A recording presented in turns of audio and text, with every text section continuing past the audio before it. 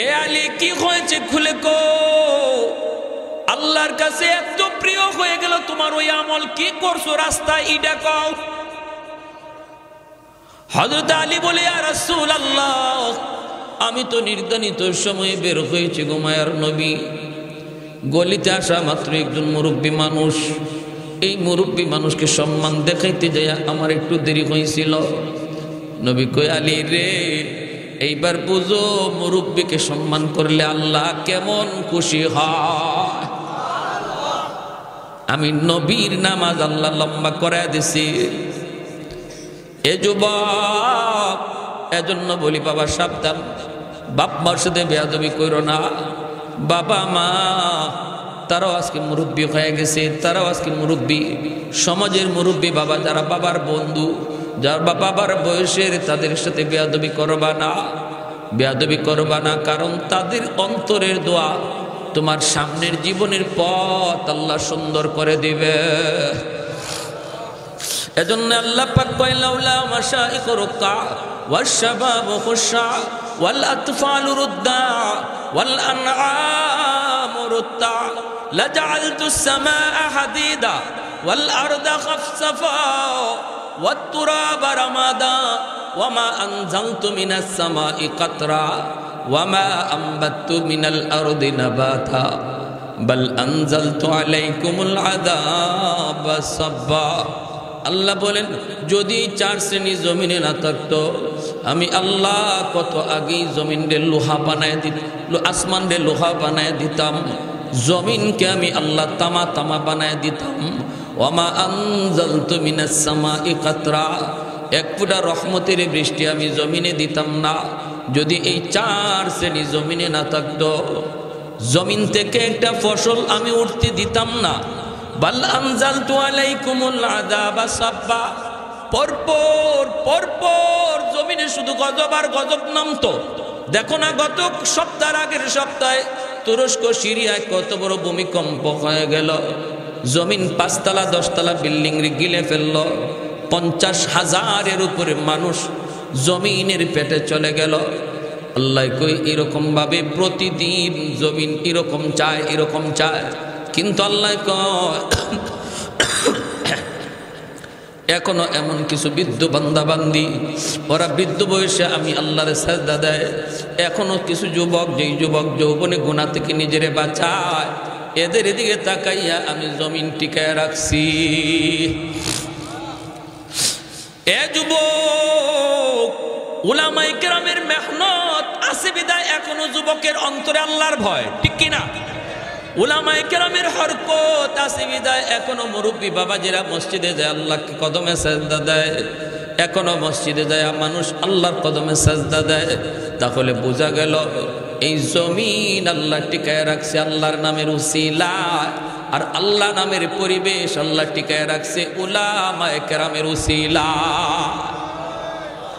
এজন্যই উলামায়ে কেরামের কদর দরকার, ঠিক কিনা জোরে বলেন? উলামায়ে কেরামের কদর বেশি বেশি দরকার। উলামায়ে কেরামকে মহব্বত করব, উলামায়ে কের কথা মতো চলব। আল্লাহর নবী বলছেন, আলাইকুম বিমুজালাসাতিল উলামা ওয়া ইস্তিমাই কালামিল হুকামা ফাইন্নাল্লাহ তাআলা ইউহয়ি কলবাল মাইয়িত বিনূরিল হিকমা কামা ইউহয়িল আরদাল মাইতাতা বিওয়াবিলিল মাতর। মায়ার নবী, দয়ার নবী বলেন, ফিতনার জমানায় তোমরা যারা দৌলতে ইমান হেফাজত করতে চাও, নিজে নিজে চলবা না, চলতে গেলে বিপদে পড়বা। যদি তোমার ইমান হেফাজত করতে চাও, ইমানের রশিটারে আলেমদের সাথে বাঁধো। আল্লাহু আকবার। ইমানের রশিটাকে উলামায়ে কেরামের সাথে বাঁধো। নদীর ঘাটে নৌকা যদি তাকে ঝড় তুফানে নিয়ে যাবে, কিন্তু নৌকা যদি তুমি গাছের সাথে বাঁধা রাখো, ঝড় তুফানে নৌকা নিবে না। আমার আপনার ইমানের উপর মাঝে মাঝে ঝড় তুফান আসবে রে যুবক। এই ঝড় তুফান কেমনে আসবে তুমি টের পাবা না। উত্তরে আইছে না দক্ষিণে আইছে, পূবে আইছে না পশ্চিমে আইছে, তুমি টের পাইবা না, টের পাইবা না। যখনই আইব তখন যদি তোমার ইমানের রশি আলেমদের সাথে বান্ধা থাকে, শত ঝড় তুফানেও আল্লাহ তোমার ইমান হেফাজত রাখবে। কাদিয়ানীরা দেখেন না, ইজতেমা শুরু করে দিছে উত্তরবঙ্গে পঞ্চগড়ে। কাদিয়ানীরা বিশাল বড় ইজতেমা করার প্ল্যান করেছে রে যুবক। এ হলো তোমার আমার ইমানের ডাকাত কাদিয়ানির দল, ঠিক কিনা জোরে বলো? তোমার আমার ইমানের ডাকাত কত রঙে কত সুরতে আমার আপনার সামনে আসবে, এটা তুমি আমি টের পাবো না, টের পাবে উলামায়ে কেরাম। কারণ উলামায়ে কেরামের কাছে কোরআন হাদিসের রাডার আছে, রাডার। উলামায়ে কেরামের রাডারে ধরা পড়ে যায়, উলামায়ে কেরামের রাডারে ধরা পড়ে যায়। যত বড় ফাকরি থাকুক, যত বড় জুব্বা থাকুক, যত লম্বা দাড়ি থাকুক, একই ইমানের বন্ধু না ডাকাত, এটা আলেম উলামার রাডারে ধরা পড়ে। বিশেষ করে উলামায়ে দেওবন্দের রাডারে ধরা পড়ে। আজও পর্যন্ত কোন ডাকাত যত সত্য বেশি আসুক না কেন, উলামায়ে দেওবন্দের চোখে কোনোদিন ফাঁকি দিতে পারে নাই, পারবেও না ইনশাআল্লাহ। বোরকা পরে আসছে উলামায়ে দেওবন্দ, তারা গাইনি ডাক্তার সেজেছেন, গাইনি ডাক্তার সেজেছেন। ডাকাত যেই সুরত ধরে আইছে, উলামায়ে দেওবন্দ সেই সুরতে ওরে ধরছেন, ঠিক কিনা, ঠিক কিনা? তাহলে বলুন কাদিয়ানীরা এরা মুসলমান না কাফের? আর একটু ধরে বলেন মুসলমান না কাফের? কাদিয়ানীদেরকে যারা কাফের কইব না, এরাও কাফির। এদের মতবাদ কি? এদের মতবাদ হলো আমার নবীর পরে নবী নাই, নবীর পরে নবী কাদিয়ানী। আর আমাদের আকিন হলো, আমাদের ইমান হলো আমার নবী শেষ নবী, নবীর পরে নবী। জোরে কর, নবীর পরে নবী। আমার নবীর খতমে নবুয়ত, এটা হলো নবীজির শান মান। খতমে নবুয়ত হলো আখেরি নবীর শান মান। এই খতমে নবুয়তের সিংহাসন লইয়া টান দিব কাদিয়ানী, আর আমি নবীর আশিক হইয়া সায়া সায়া দেখমু আর তাল বাজাইমু। কিয়ামতের ময়দানে নবীর সামনে গিয়া আবার কইমু, আল্লাহ নবী গো, আমি আপনার উম্মত, একটু সুপারিশ করেন, নবী আপনার লাগি সুপারিশ করব। হ্যাঁ, নবী যদি তখন কয় আমার সম্মান লইয়া টান দিল, আর তুই একটু মুখ ফুটে আওয়াজও করলি না, আবার আমার আশিক দাবি করস, ওই দিন আল্লাহ নবীর সামনে মুখ দেখাইবার কোনো উপায় আছে? তাহলে খতমে নবুয়তের আন্দোলন, কাদিয়ানীদেরকে কাফের ঘোষণা করার আন্দোলনে উলামায়ে কেরাম যখন যে অবস্থায় ডাক দিবে, প্রত্যেকটা নবীর উম্মত যদি দাবি করি আমি নবীর উম্মত, তাহলে হাটে থাকি, বাজারে থাকি, জঙ্গলে থাকি আর মাঠে থাকি, আওয়াজ পাওয়া মাত্রই ইমানি দায়িত্ব নিয়ে মাঠে ময়দানে হাজির। কারা কারা হইতে রাজি? হাত তুলে আল্লাহকে দেখা।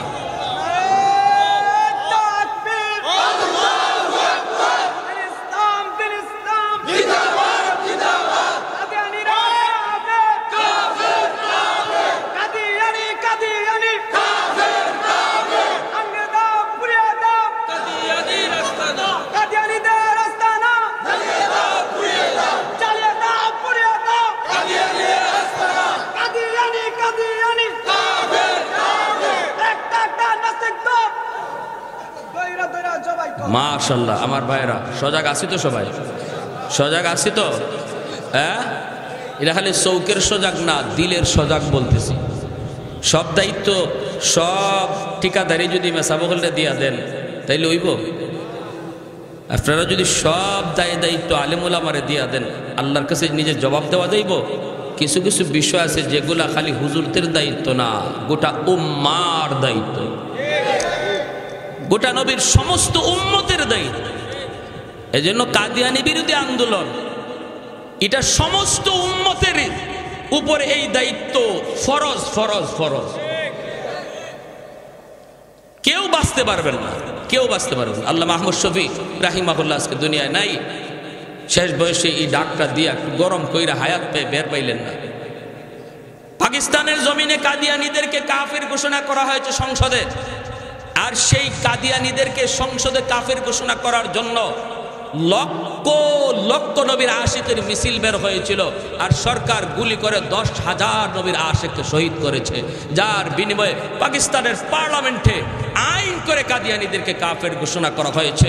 আমি তো মনে করি বাংলাদেশে নবীর আশিক পাকিস্তানের চেয়ে কম না বরং বেশি আছে। আওয়াজ দিয়ে বলেন ঠিক কিনা? অতএব যদি উলামায়ে কেরামের ডাকে আবারও ডাক দেওয়া হয়, উলামায়ে কেরামের নেতৃত্বে যদি সংসদে আইন করে বাংলাদেশের সরকারের কাছে দাবি পেশ করতে জনগণকে ময়দানে ডাক দেওয়া হয়, প্রয়োজনে যদি আমাদের মুখে গুলি চলে, পাকিস্তানে 10,000 মরছে, আমরা 10 লাখ নবীর জন্য মরতে কারা কারা তৈয়ার? হাত উঠে আল্লাহকে দেখা।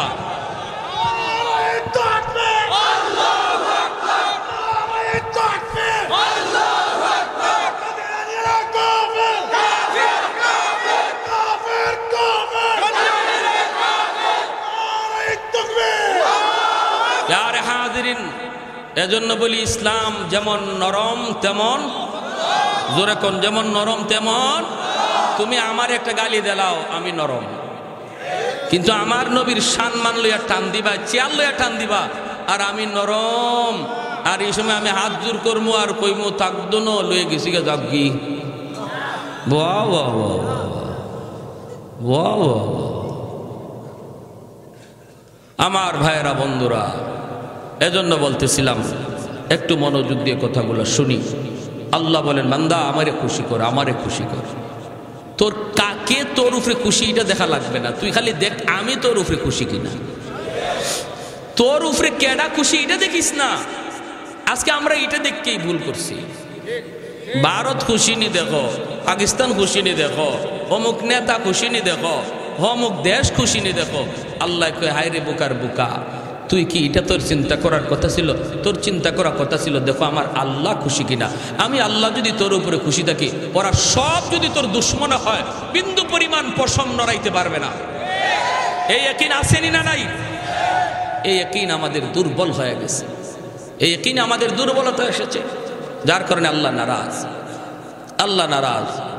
আল্লাহু ওয়ালিয়ুল্লাযীনা আমানু আল্লাহ বলেন আমি আল্লাহ হলাম ইমানদারের বন্ধু আল্লাহু আকবার জোরে করুন এটা আল্লাহ নিজে ঘোষণা দিয়ে দিয়েছেন বান্দা আমি আল্লাহ তোর বন্ধু আমি আল্লাহ তোর বন্ধু এইবার আমি আপনি আল্লাহকে বন্ধু বানাইতে হবে আমি নিজেকে দাবি করতে হবে আমিও আল্লাহর বন্ধু যদি এদূর হয় তাহলে বন্ধুকে সাহায্য করবে এটা বন্ধুত্বের দাবি বন্ধুকে যদি আরেকজন মানুষ পিঠায় আর বন্ধু যদি ছায়া ছায়া দেখে তাহলে এটা বন্ধুত্বের সাথে নিমক হারামি আপনারে ফিটায় আর আপনার বন্ধু ছায়া ছায়া তাল লয় এটা কি বন্ধু হ্যাঁ তাহলে আল্লাহ যে বললো আমি তোমাদের বন্ধু এখন আমাগরে ফিটাইতেছে আমরা রক্ত ধরতেছে আল্লাহ দি লড়েও না সরেও না তো কের বন্ধু প্রশ্ন জাগেনি না জাগে না কঠিন ভাবে আল্লাহকে নারাজ করে ফেলেছি আল্লাহ কই আমি তোর বন্ধু আর আমি কই না ভারত আমার বন্ধু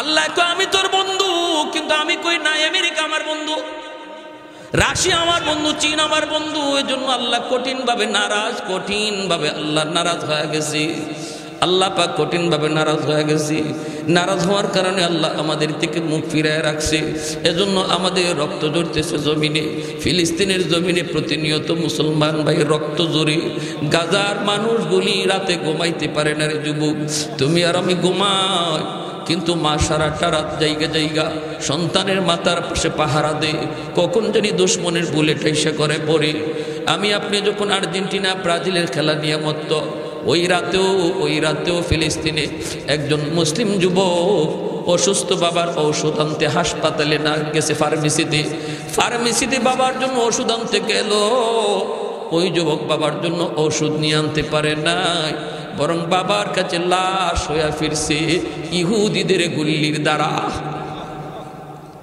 আমারে আর তোমারে আর্জেন্টিনার খেলা নিয়ে পাগল কইরো না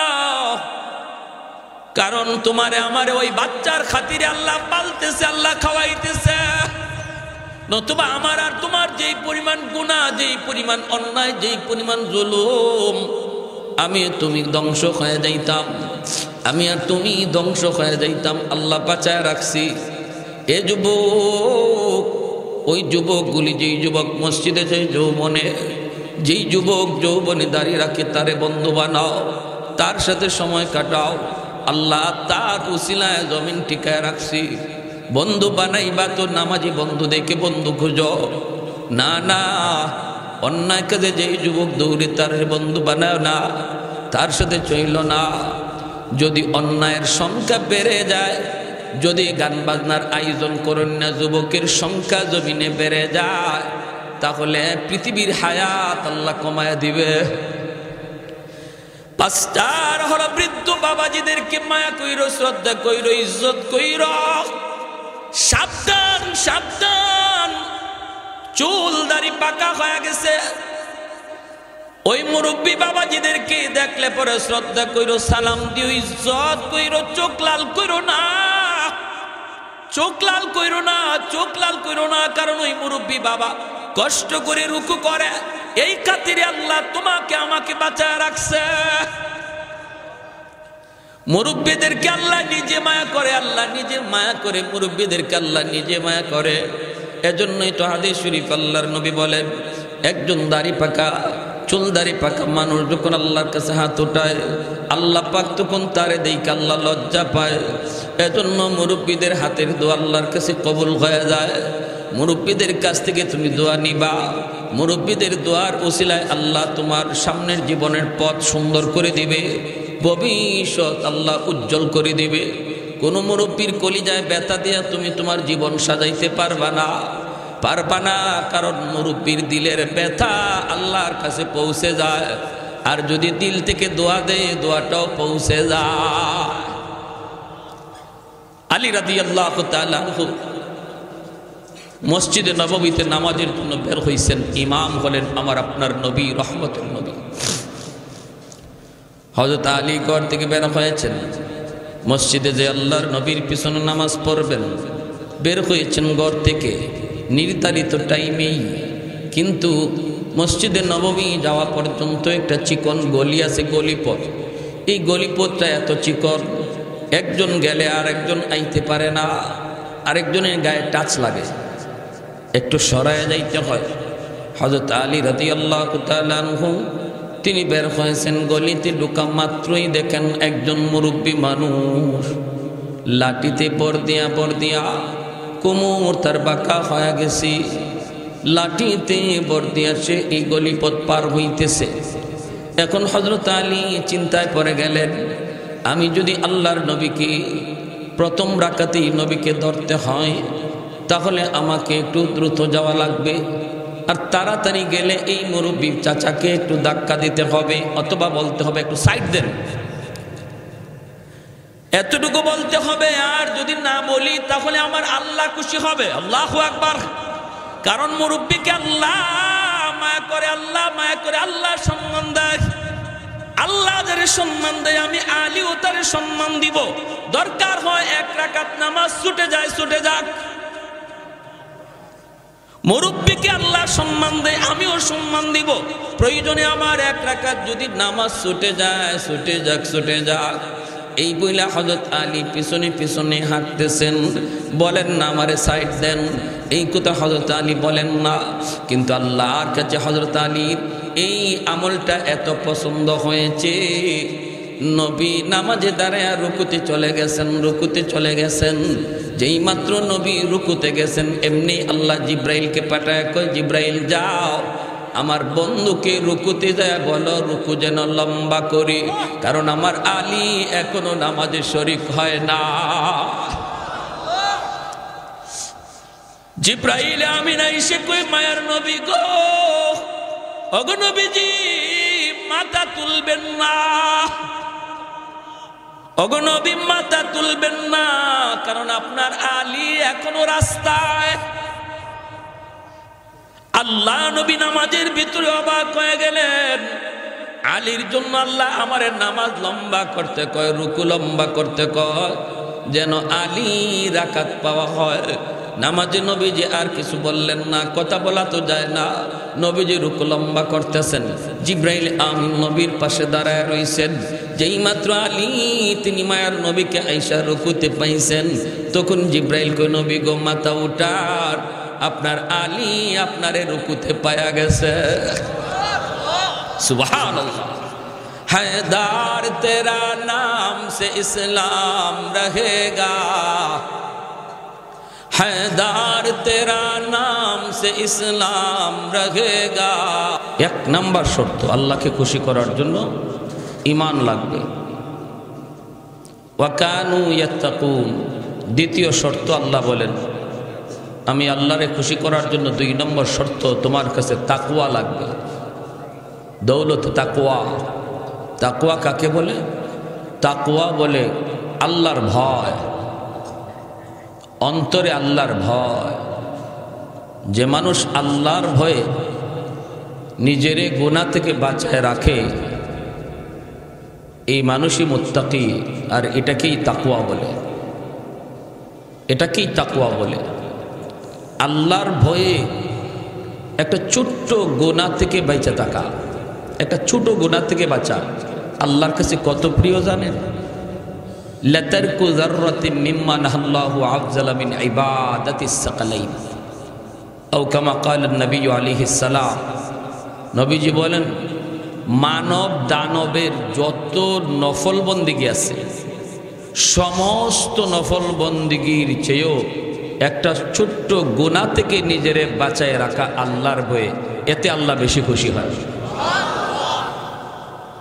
এতে আল্লাহ বেশি খুশি হয়। আমরা এটা জানি না। আমরা নামাজও পড়ি, মিসাও পড়ি, নামাজও পড়ি, মাফে কমও দিই, ঠিক না? নামাজও পড়ি, নামাজও ঠিক আছে, গুনাহও ঠিক আছে। আর আমি মনে করতেছি মাশাআল্লাহ আমার মতো এমন আল্লাহর প্রিয় বান্দা কয়জন আছে, কিন্তু আল্লাহ বলে না, এর দ্বারা আমার প্রিয় হওয়া যায় না। আমার প্রিয় যে মানুষটা ফরজ নামাজ পড়লো, নফল বেশি পড়ে না, কিন্তু গুনাহ করে না, আল্লাহ তারে বেশি পছন্দ করে, আল্লাহ তারে বেশি পছন্দ করে। তসবিহও জপলাম, মিছা কথাও কইলাম, এটা আল্লাহর কাছে পছন্দ না। একজনে তসবিহ জপার টাইম পায় না, কিন্তু মিছা কয় না, তারে আল্লাহ বেশি ভালো পায়। কথা বুঝে আসছে? হ্যাঁ, মায়ার নবীর এই হাদিসটা বুঝছেন যে শুধু মানুষের নফল বন্দিগি না, জিন সহ যত নফল বন্দিগি আছে, সব নফল বন্দিগির চেয়েও আল্লাহর কাছে গুনাহ ছাইরা দেওয়া বেশি প্রিয়। আল্লাহ এতে বেশি খুশি হয়। আর এই গুনাহ ছাড়ার অভ্যাস যার মধ্যে যত বেশি হয়, আল্লাহ তার প্রতি তত খুশি হয়, আর তার নাম ওলির খাতায় তাড়াতাড়ি উঠাইয়া দেয়। যার জিন্দিগিতে যত বেশি গুনাহ ছাড়ার অভ্যাস হবে, আল্লাহর কাছে সে তত বড় ওলি হয়ে যাবে। ওলি হওয়ার মাপকাঠি গুনাহ ছাড়া, ওলি হওয়ার শর্ত হলো গুনাহ ছাড়া। একজন গুনার সাগরে ডুবিয়া গুনাহ কইরা নিজেরে যত বড়ই ওলি দাবি করুক, সে কখনো আল্লাহর ওলি হতে পারবে না, ঠিক কিনা?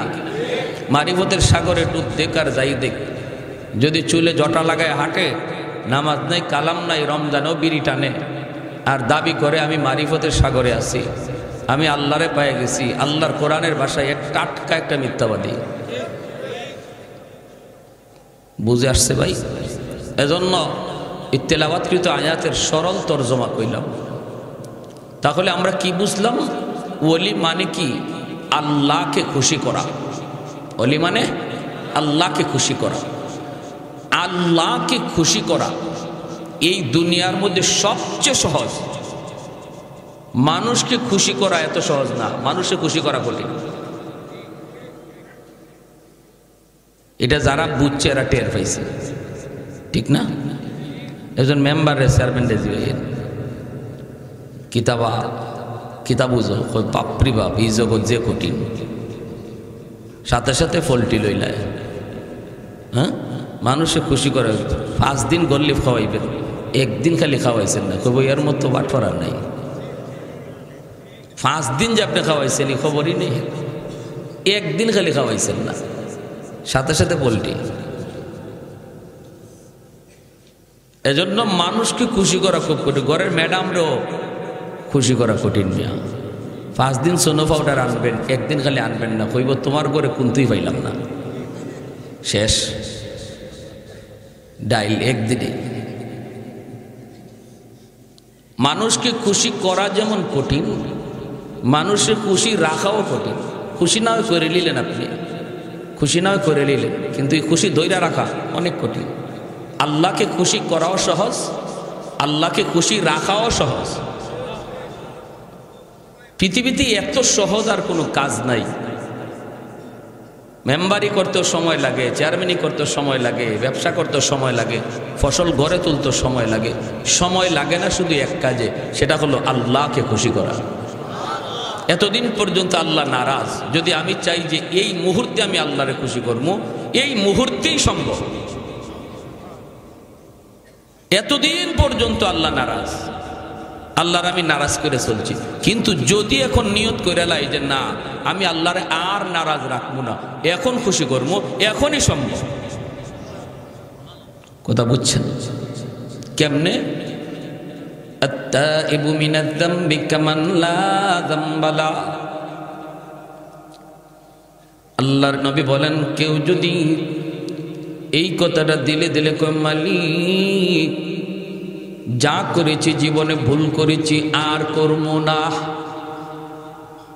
এই কথাটা কোনো ইমাম সাহেবের হাত ধরে বলতে হবে না, এই কথাটা কোনো চেয়ারম্যানের কাছে যাইও বলা লাগবে না, এতটুকু কথা মুখ দিয়ে উচ্চারণ করা লাগবে না। দিলে দিলে দিলে দিলে যদি এই জায়গায় বসে তুমি এই কথা কৌরে যুবক, মুহূর্তের ভিতরে আল্লাহ তোমার উপর খুশি। কেউ শুনলো না, কেউ দেখলো না, কেউ বুঝলো না, কেউ দেখলো না, কেউ শুনলো না, কেউ বুঝলো না, তোমার দিলের খবর জানেন কে? দিলে দিলে বৈশা শুধু বললাম মালিক যা করেছি ভুল করেছি, এতদিন পর্যন্ত যা করেছি ভুল করেছি, আল্লাহ ব্যবসা করতে মিথ্যা বলেছি আর বলবো না, চোখের সামনে আমার পাশের দোকানদার কবরে চলে গেল, চোখের সামনে আমার বন্ধু কবরে চলে গেল, খেলার সাথী আজ কবরে শুয়ে আছে, লেখাপড়ার সাথী আজকে কবরে চলে গেল, জানি না মালিক কোন দিন আমার ডাক আসে। মালিক আমি তওবা করলাম আর জীবনে কোনোদিন মিথ্যা বলবো না, আর জীবনে কোনোদিন মাপে কম দিব না, আর জীবনে কোনোদিন কোনো মানুষে ঠকাইবো না। এই কথাটা তুমি দিলে দিলে এখানে বসে বলতে দেরি, আল্লাহ তোমার নাম মুহূর্তের ভিতরে অলির খাতায় লিখতে দেরি হবে না। আহাদুল লাইসা কামিসলি সামাদুল লাইসা কাফাদলি লিমানিল মুলকু তুগু ই তো সাজাওয়ার খুদাই, তো খুদা বন্দে আমি নি তো খুদা বন্দে ইয়াসারি, তো খুদা বন্দে জামি নি তো খুদা বন্দে সামাই, তো রাহিমি তো করিমি তো সামিঈ তো বসিরি, তো মুইজ্জি তো মুদিল্লি তো মালিকিল আরশি বাজাই, বরি আজ খুরদন ও খুফতন বরি আজ তোহমতে মরদন, বরি আজ বিমু উবিদি বরি আজ রঞ্জ বালাই। এত দয়া এত মায়া, এত দয়া এত মায়া, এজন্যই তো আল্লাহ পাক জমিনে ধমক দেয়া কই জমিন আমার বান্দার বিরুদ্ধে তোরা কেউ নালিশ দিবি না। আমার বান্দা যত গুনাহ করুক না কেন, কখন কোন টাইমে তার দিলটা নরম হয়ে যায়, কখন কোন আলেমের পাশে বসে দিলটারে নরম করে দেয়, আর দিলে দিলে আমি আল্লাহর কাছে কান্দে, আমি কিন্তু মুহূর্তের ভিতরে তার সব গুনাহ মাফ করে অলির খাতায় তুইলা দিব। অতএব তোমরা জমিন আমি আল্লাহর কাছে বান্দা বান্দির বিরুদ্ধে নালিশ দিবি না। জমিন প্রতিদিন আল্লাহর কাছে এইভাবে নালিশ দেয়, আলা কুল্লা ইয়াউমিন বাল আরদা ইয়াস্তাজিলু রাব্বাহু ওয়াল বাহরা ইয়াস্তাজিলু রাব্বাহু ওয়াল মালাইকাতা ইয়াস্তাজিলু রাব্বাহু।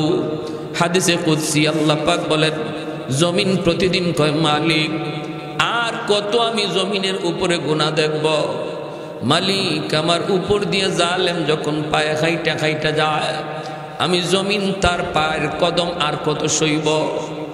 ও মালিক আর কত আমি অন্যায় দেখব, আর কত গানের আওয়াজ সইব, আর কত তোমার নাফরমানি আমি জমিন দেখব। আসবিরু ইলা মাতা আসবিরু, আমারও তো একটা ধৈর্য আছে মালিক, আর কত ধৈর্য ধরব।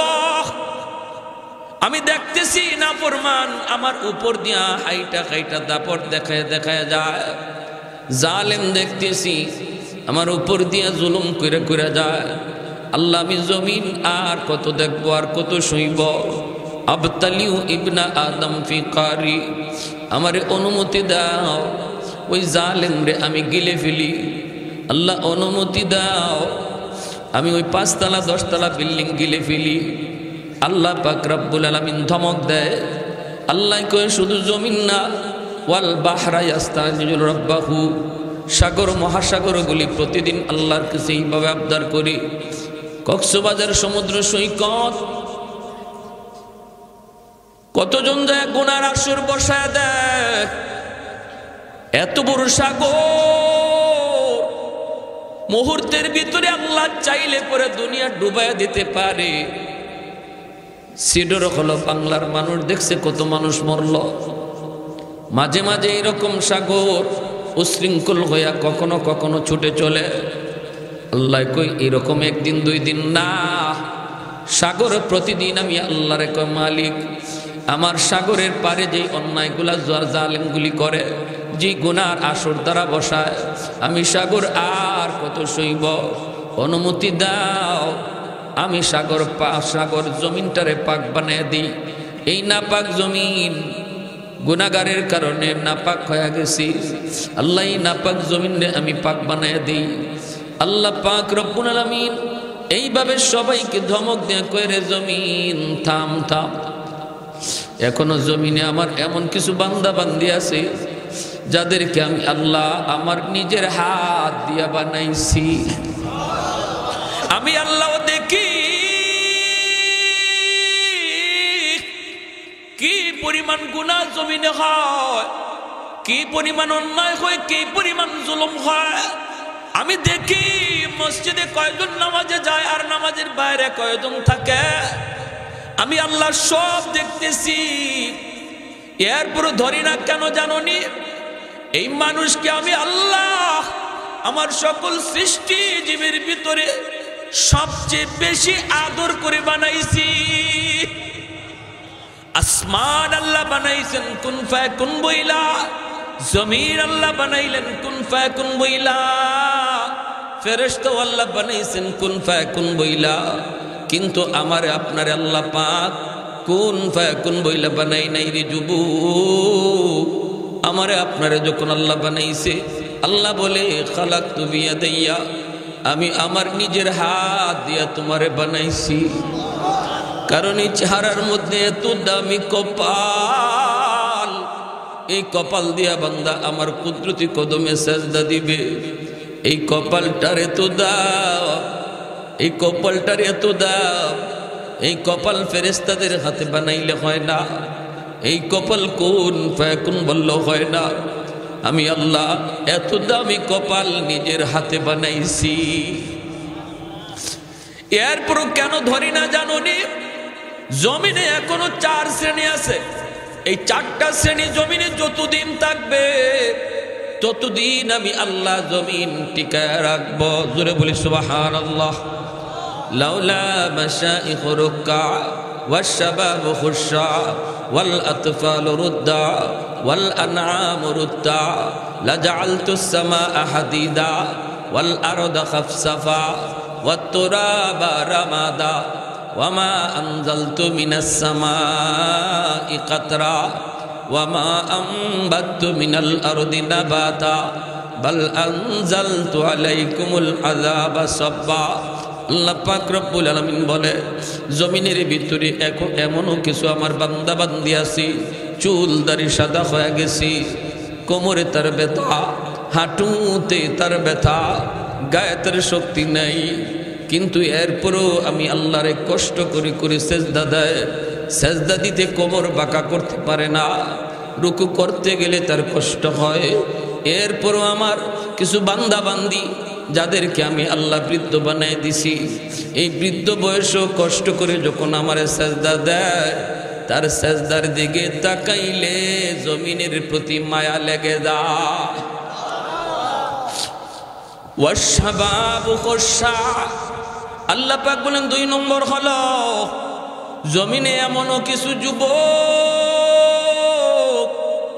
এমনও কিছু যুবক পাওয়া যায় যৌবনের পাগলামি করে না, যৌবনে সে গুনার কাজে যায় না, যৌবনে বাপ মার সাথে বেয়াদবি করে না, অথচ যৌবনের চাহিদা ছিল অন্যায় করা, জুলুম করা, যৌবনের চাহিদা ছিল মারধর করা, যৌবনের চাহিদা ছিল জিনা ব্যভিচার করা, যৌবনের চাহিদা ছিল গানের আয়োজন করা, কিন্তু না, জমিনে এমনও কিছু যুবক আছে সর্ব সেক্টরে সর্ব জায়গায়, আল্লাহ বলেন এরা যৌবনে মসজিদে তারে পাওয়া যায়, যৌবনে রমজানে রোজা রাখতে দেখা যায়, যৌবনে বাপ মার সেবা করতে পাওয়া যায়, যৌবনে মুরব্বীদের শ্রদ্ধা করতে তারে দেখা যায়, যৌবনে তার মাথায় টুপি পাওয়া যায়, যৌবনে তার মুখে আমার নবীর সুন্নত দেখা যায়।